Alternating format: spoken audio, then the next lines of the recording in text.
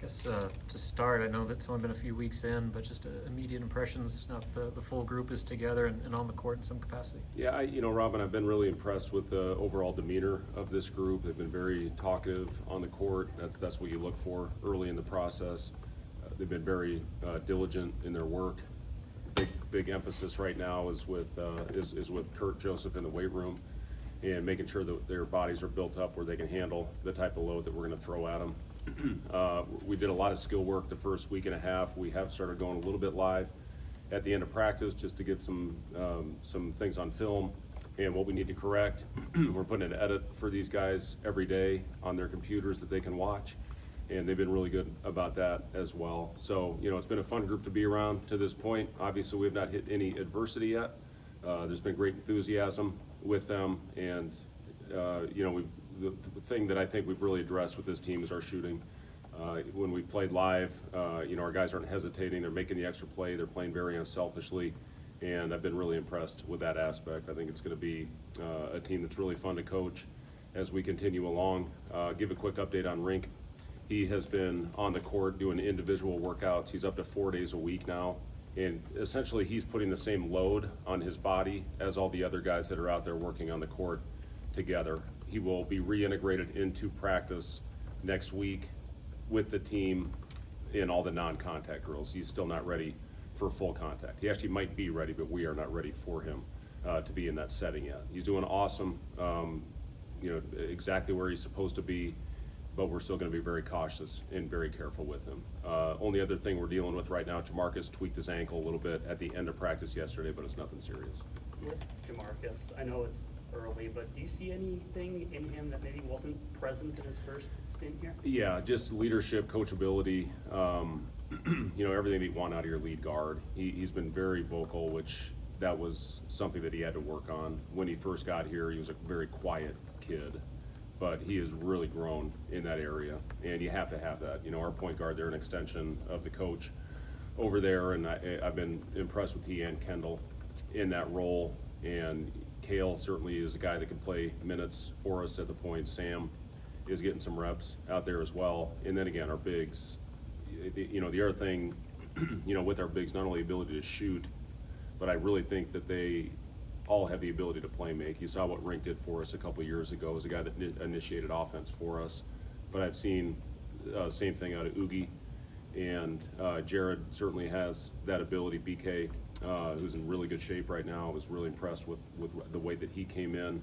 And then Leo Curtis, may be the surprise for all of us so far in what he has shown. He's an unbelievable basketball IQ, really skilled, has a great touch, can really shoot the ball. Still got to grow. Body needs to get more mature, and I think we all knew that coming in. But what he has shown with his skill set, we're really happy.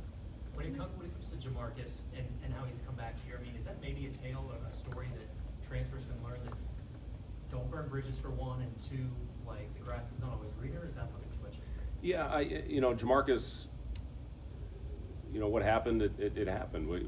Listen, everybody makes decisions these days, and you wish them all the best in their new journey. We certainly did that with Jamarcus when he went to Rhode Island, and he had some really good moments for that team. He was obviously a huge part of that, starting at the point guard. I think a team that won their first 13 or 14 games a year ago, and I think he really grew in his maturity playing that role. So, when he did go into the portal and we made contact with Jamarcus, he did talk about some things that he missed.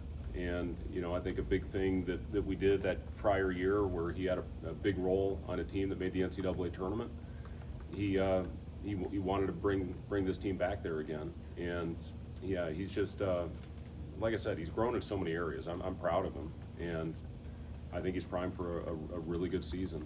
And, it's good. The other thing about this group, I love the depth that we have of this team. It's not going to make my job easy when it comes to rotations, but this is a deep team with Jamarcus, with Kendall, and we've got size. That's the other thing that that I've really liked about this group, is the overall length and size that we can put out there in the court, in a team that's got great versatility as well. And I know we're just starting this thing.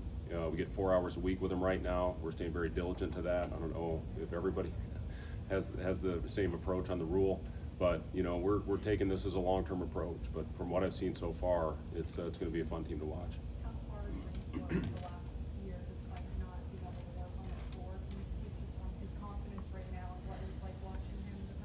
You're saying with Rink, you said? Yes. Yeah. Listen, you know, Rink obviously didn't play for us 1 minute a year ago, but he still had an impact on the team. He was still a leader for this group. He was a guy that talked to our bigs a lot throughout the process and contributed as much as he can without being on the floor. Did everything he was supposed to do. I'm telling you, he's chomping at the bit to get out there and do more right now than we're allowing him to. And, you know, he may have a setback along the way. That's going to be expected, which he has had a little bit of soreness in that, but, you know, he should have soreness with what he went through with the invasiveness of that procedure that he had. But he has put on so much strength in his legs. Our training staff and strength and conditioning staff has done an absolutely phenomenal job of building his body to where he is right now, and now it's about shaving off weight as he gets back on the court and he gets up and down and gets his cardio where it needs to be. But you know, it gets you excited because, I mean, obviously we missed Rink in a big way last year with everything that he did for us, leading us in assists, leading us in rebounding. I think second or third in scoring the previous year. So just to watch him work out in his individual sessions and to see the shooting stroke, you know, to see the leadership, the communication, even in a one-on-one workout, he's still out there talking. And we missed that a year ago without Rink. But leadership that he had a year ago, he's going to bring that obviously back on the court, and it's a lot easier to lead when you have a prominent role in the team. This is the first time in a while that you guys have had everybody, your complete roster on campus at the beginning of June workouts with the depth and competition that is going to play out. How important is that to get the ball rolling right away, right out of the gate? Yeah, it is important. The one guy that we will that has a commitment for the national team is Leo, and he will leave on Friday to join his national team. It's a great experience. I will never not encourage a player to play for their national team. I just think the benefit of that down the road for what that can do for a player with his long-term career and his future is very important. So, you know, Leo will have a great opportunity to go play for the Icelandic national team and join Thor. So, you know, Thor, listen, we talked to Thor a lot when we were going through the recruiting process with Leo. Mate Kavas is another guy that played with Leo on the same team in Iceland. So, you know, it's a great opportunity. So my point on that whole thing is we won't have, he'll be the one guy we don't have for most of the second summer session. Might get him back for the last week and a half or so as we finish off our summer workouts. But yeah, having everybody, Robin, has been really beneficial for us. And again, you just all the things that you build and teach, you know, to not have to do that individually or with a small group of guys that are not able to be here for the summer is really good. Even the guys that aren't out there in the court, you know, Rink right now, Jamarcus, you know, not being out there today, you know, they're still able to be on the side and learn and lead and, you know, figure out what the culture is all about. Fred, the program announced that Charlie's going to be a student manager. Just how quickly did that come together, and how special that can be to have him in the summer? Yeah, it's pretty. They haven't gotten in a fight yet, so that's good. It's coming. But yeah, it's great to have Charlie here. You know, he's, as I told him, as a coach's kid, you got to be the first one here. You got to be the last one to leave, and he's been very diligent in his work to this point. He's really trying to learn. He's watching both the offensive and defensive playbooks every day, and he's going to be a very valuable asset to our team. And you know, the workouts, the rules don't apply to the GAs the same way that it does to the coaching staff, so they can be out there and rebound for the guys. And they're here all day. They're really the unsung heroes, I think, of your program, them and the managers, because of the amount of time that they spend in the office and on the floor. And yeah, having Charlie around, it's great for me. It's probably better for my wife, to be honest with you. But yeah, it's pretty cool to have him part of the program. When it comes to Bryce, how badly do you want to hear his name called the next couple days? And flip side of that, how much are you going to miss him this upcoming year? Yeah, I mean, obviously we're going to miss Bryce a ton for everything that he did. You know, 21-point scorer in league play, leading scorer in the conference, and a guy that made a lot of plays down the stretch and was very clutch for us. So we'll miss Bryce in a big way. But you know, I was just texting with him a couple minutes ago, and as I told him, I said, listen, whatever happens in the next couple days, you put yourself in a great position for your future and for your career based on what you've done throughout the process. Not only what he did last year as a player, what he's done to grow as a player and develop as a player, but also what he's done in the pre-draft process. Struggled in his first game at the combine, but led the game in scoring with a 24-point effort. And he's been really good. I've been in communication with all the teams that he's worked out for, and they've all said he's done an excellent job, not only on the court, but in his interview, and they talk about how quality of a kid he is, which, makes me happy. So, he's put himself in a great spot. Hope we hear his name. If we don't, he's still going to be in a great position. I'm confident that he's going to be, with a great team, with a great organization, and again, Bryce deserves all the credit for putting himself in that position. He gave you and the staff a lot of credit for developing him in the last few years. How much do you kind of want that known out there to future recruits? Well, listen, one thing that I am proud of, looking back over our track record at two programs with Iowa State and Nebraska, hopefully Bryce will be the 13th player that plays in the NBA. I think that speaks for itself on development. We haven't had the McDonald's All-Americans or the 5-star recruits that walk through the door as pros. The 13 guys, when you look at their names, those guys have all developed. And that's one thing that I think is important when you look at this is, this isn't Kansas and Kentucky where those guys walk through the door as lottery picks. The development has been a big part of the success and the reason why a lot of our players have had opportunity, to play at the highest level. And guys that haven't played there have had very lucrative careers overseas. And you have to have a good staff in place that buys into that. It's one of the mission and one of the core values of our program is the development part of it. And, first of all, you get players that are willing to be in the gym and that are coachable. And, if they come in and buy in, they're going to put themselves hopefully in a position. And then the connections. I think that's another thing that's important is, the connections, the style of play, the NBA system, that helps at least our guys get their foot in the door, and then it's up to them to take advantage of it. And a lot of our guys have. What do you think Braden got out of redshirting last year, and how are you seeing that manifest in your leagues here? Yeah, Braden, first of all, I just want to say how proud I am of Braden for how he has grown from when he came in here as a 17-year-old freshman to where he is now. And I know I've talked about this a lot. We really did contemplate taking his red shirt away a year ago when we were going through that stretch in the middle of the season where we were going through a slide. We felt his physicality, his toughness, his relentlessness, his ability to make shots could have helped us. And then we went on, I think, a 6-game winning streak after that. So in fairness to Braden, to give him the full 5-year program, we felt it was the right move to keep the red shirt and continue to develop. And he's in a really good place where he is right now. I think he's probably you look at what we'll miss with Jawan with some of those toughness intangibles and Braden's ability to go after the ball and rebound and dive on the floor. And I'm telling you, the kid can flat out stroke it.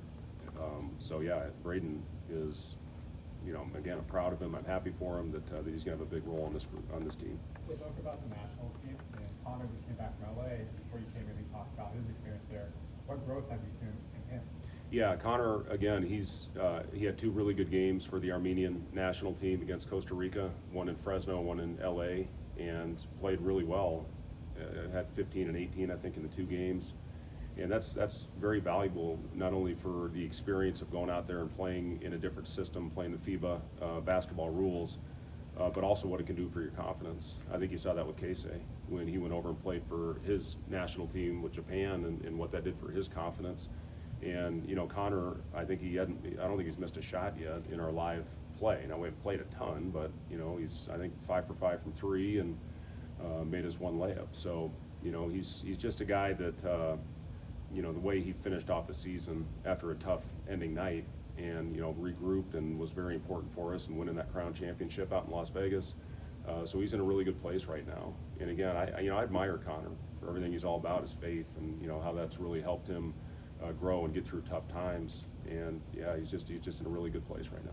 Beyond the basketball, Fred, a big part of the summer is getting this team, especially with the new pieces, to come together. What are you guys doing, I guess, away from the court to try to build those connections? Yeah, a lot of things we're doing with our guys. They're getting out in the community a bunch right now with our life skills program that Keith Zimmer does such a phenomenal job with. And Luca, our GM, is awesome in getting our guys out there and going to hospitals and visiting schools. They were at Matt Talbot Kitchen, about 10 days ago, and we got a pool day with them coming up. We're going to go all see Jurassic Park together, which I might be more excited than any of. But yeah, they're spending a lot of really quality time together off the court, which is important. You know, if you're close off the court, I really do truly believe that translates to on-court chemistry. And, you know, so far so good with that. And, you know, again, the true test is how if that continues through tough times and adversity. But with this group, I'm confident that'll happen. With the non-conference schedule, what was just sort of your objectives in putting that together? Yeah, I'm excited about our non-conference schedule. We're gonna have obviously some great tests in that. You know, Creighton at home this year. You know, a team that's going to be at the top of the Big East standings again. You know, playing Oklahoma up at the Pentagon will be an awesome early test for our team, and then the 2 games that we'll play in Kansas City. You know, with 3 really high quality, high major opponents, and then you know some quality you know bye games that we'll play at home as well, that'll prepare us for the grind of the 20-game Big Ten schedule. So yeah, I think we did a good job with our schedule, and excited to see where we are. For next year, it sounds like college basketball is adding maybe the potential for a 32nd game. How would you anticipate you guys using that extra game? Yeah, you know, Luca does a great job helping us with our schedule, and you know we've got a lot of different options. You know, with multi-team events moving forward now, you used to play 3. You know, now you get the extra game if you play 2. So you know that's in play this year. Obviously, we're playing 2. As opposed to a 3-game MTE like we did a year ago in Hawaii. So there's a lot of things that Luke is working on right now, you know, to give us the most flexibility we can. Going off of that, what were just your thoughts on some of the new rule changes, the coaches challenge, the continuation? Were those things you were in favor of? I guess your thoughts. Yeah, I think that's good. I do like the continuation rule, and the coaches challenge, we'll see. I don't know. I mean, we'll see how that whole thing plays out. We had that in the Crown, where there was one play at the end of the championship game where Central Florida, if they challenged it, I don't think they had a timeout left, which would have been a technical if they missed out on the challenge. So, you know, it's going to be interesting how it all plays out. You know, we'll experiment with it in practices. We'll have somebody that will be behind our bench, similar to what they do in the NBA, that will be the challenge guy, you know, to tell me to hit that button. Is that how we do it? I don't know. Is it a button? Is it a towel? Is it a flag we throw on the court? But yeah, there's still a lot of unanswered questions with it. But yeah, I do think they're both positive rule changes. There's also a lot of momentum about expanding the NCAA tournament. I guess, do you have an opinion on that? Listen, I think the NCAA tournament is the greatest sporting event in the country. So I like it. I like it as is. How have you seen Price jump right in? Yeah, Price has been great. Another guy that can really shoot the ball, and he's got really good size and length. His brother Peyton was in the building yesterday. He's recovering from a shoulder injury, but yeah, having Price on our side, I'm excited about. We don't have to play against him first of all anymore, but yeah, his ability to knock down shots, and he's more than just a shooter. You know, he can put it on the deck. I think he can initiate some offense for us. I think he's underrated on the other end of the floor, and I think he's a guy that should be able to get rebounds for us. So just a really good all-around get for us, and excited to have Price on our team. How does Pat Monahan fit in? Yeah, Pat's been great. He's very detailed, and as soon as practice is over, he comes in with a list of what we need to work on, what we need to emphasize in practice the next day. He and I will go back and review the practice and put an edit together for the guys. And he's gotten us involved with some guys, you know, that can be high-level recruits, and I know he's very well connected when the portal season rolls around as well. So yeah, I've been impressed with that.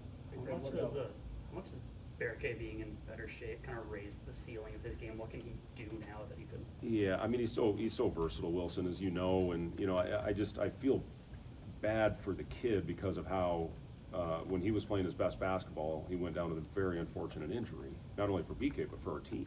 You know, we had a really good stretch going at that time, and you know he plays his best game as a college basketball player, and then you know 10 days he really couldn't do anything. And he gets a day or two of practice, and we throw him back into the fire, and he just never regained his rhythm. So you know, being in shape right now, I think gives him a much better opportunity to get back to that point of where he was when he got hurt in that Ohio State game. And listen, he's got size, length, defense. He had a good year defensively. He really did. Analytically, you look at it, he was our best defender. A guy that can rebound it, handle it, and you know, I think he asked BK what he needs to do. He's just shoot it better, and he's worked very hard on that in the offseason, and he's shooting the ball well right now. Obviously, it doesn't mean anything until you get out there between the lines, but You know, he's playing with a lot of confidence right now, and that needs to continue throughout the season, regardless of what happens. You know, BK is a very he sees everything, he hears everything, and I got to get him to quit doing that. You know, one of the best things I did is when they stopped reading Twitter during the season, and you know, for him, you know, he can't do that stuff and stay consistent. And that's not just Burke, it's everybody. You know, they all got to do that. Put those stupid devices down and not look at that stuff when negativity is going around. So, you know, but yes, to answer your question, Wilson, BK's in a great place, and you know, I expect a much improved year this year. And Fred, what do you think about Kendall Blue? How big of an impact do you think he can make here and making that jump from where he came from to the Big Ten? Yeah, the thing that stands out with Kendall is the size, and you know, a guy that will play the point guard position for us at 6'6". I think he and Jamarcus will play well together at times out there as well. But you know, what I've seen with Kendall is his ability to get the ball into the pocket.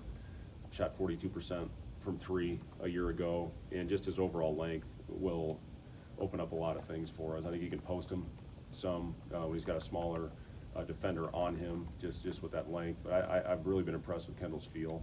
He's a smart kid, a high IQ guy, and you have to have that at the position that he's playing. You guys are stockpiling all these international guys, and obviously you're getting them into the program in different ways, but why do you, from your perspective, why do you see international recruiting becoming just like this big boom around college basketball? Yeah, I think there's more of them coming over right now. Part of it, you know, I think is the revenue sharing and NIL opportunities that these players have to make over here as opposed to starting their professional career. You look at a couple teams in our league that are really built with international players. You know, with us, we've always tried to recruit all over, you know, the country, the world, and you know, try to build the team the best you can. And you know, for us this year, I happen to come with a lot of guys that have international play or international experience. And you know, again, when you look at some of those players, just the way that they approach things early in their career, they're very fundamental. You know, probably more fundamental than what the players a lot of times are brought over here. So that's what you see first and foremost, is a very fundamental player. You know, Oogie, a guy, you know, I haven't talked about him a lot to this point, but you know, Oogie's, you talk about a beautiful stroke. I mean, he can really shoot the ball at 6'11", and his size and his ability to finish inside. So you know, again, you know, when I talked, I think it was the very first thing I said today is I think we've addressed our shooting. We're going to have 5 guys on the court a lot of times that can make a shot. You know, we didn't have that last year very often, you know, at least from a high percentage. So, you know, our ability to knock down shots, man, that's a game changer for you on that end of the floor. I only get to be a rocket scientist to know that, Justin, but thank God you're not. But anyway, it's, but no, it's fun to be out there when you got multiple guys that can knock down shots. And again, the international guys have been a big part of that. How much pressure does that take off Connor, you know, and his role as a shooter? As far as having other guys that can shoot, I think it really helps the playmakers more than anybody, because you know, that takes away you know, we call it the gravity. You know, Connor's got gravity. You know, Oogie's got gravity. Rink has gravity. Price, you know, really go down the line. A lot of our guys, you know, that suck the defense closer, that opens up the lane for the playmakers, and now the help comes, and now you can spray it out and hopefully knock down shots. It just, listen, when you have to play all 5 guys in the court, you know, we've had a couple times where we had lineups out there in the last few years where the defender could sit right in the middle of the lane and not have to worry about it. I don't think that's going to be a problem for us this year. So when you have to be accountable for all 5 guys in the court, that opens up a lot of things. You brought up NIL. Since we last spoke to you, the House versus NCAA ruling came out. How have you handled that as a basketball program? That's a great question, and I thought it had been asked a lot earlier. Listen, I'll say this: there's a lot of unanswered questions as this thing will progress. I'm glad it happened. I'm glad the case was finally settled, and now we can move on with our lives. You know, at least for the rules that we've heard. We had our league meetings in LA. You know, we talked to our commissioner a lot about how this thing was going to take place. Talked to Troy Dannon in leadership of our athletic program about what to expect. And you know, listen, from everything we understand, you know, revenue sharing is going to be the main source for these guys now. The true NIL deals are going to have to go through the clearinghouse that's run by a very reputable company with Deloitte. And you know, we'll see how that all plays out on what a fair market value is for somebody to be approved an NIL deal. But you know, until we see you know, a deal that's rejected, which I don't think that's happened yet, you know, what exactly the parameters are within an NIL deal getting approved. So, you know, still a lot of things I think to play out in this regard, but I am happy at least that, you know, the way we understand it right now, there's gonna be some guardrails in place. And now it's about, you know, playing within the rules and, you know, hopefully doing the best job you can with pretty much what I, kind of the way we look at is a set salary cap for your roster, you know, whatever the decision is by Troy, you know, for what, you know, what we'll have to operate under. So, you know, we're in constant communication on it, and we're gonna do the best job we can in this new landscape. And as a follow-up, what about with the players? Have they come to you and talked about it? Have they said, hey, let's talk, like, moving forward? How have you handled that conversation? Yeah, not to this point, no. Most of them have representation. You know, the ones that don't, you know, certainly will have conversations when the time is right. They are getting educated on that. We have people within our athletic department that do help them, you know, with the education process and, you know, the education piece as we go into this new era of college athletics. Yeah, as far as going forward talks, as far as future, no. I mean, our roster's set this year. You know, everybody has, you know, what they're gonna get, and then, you know, we'll worry about the future when it comes. Coach? All right, thanks, guys.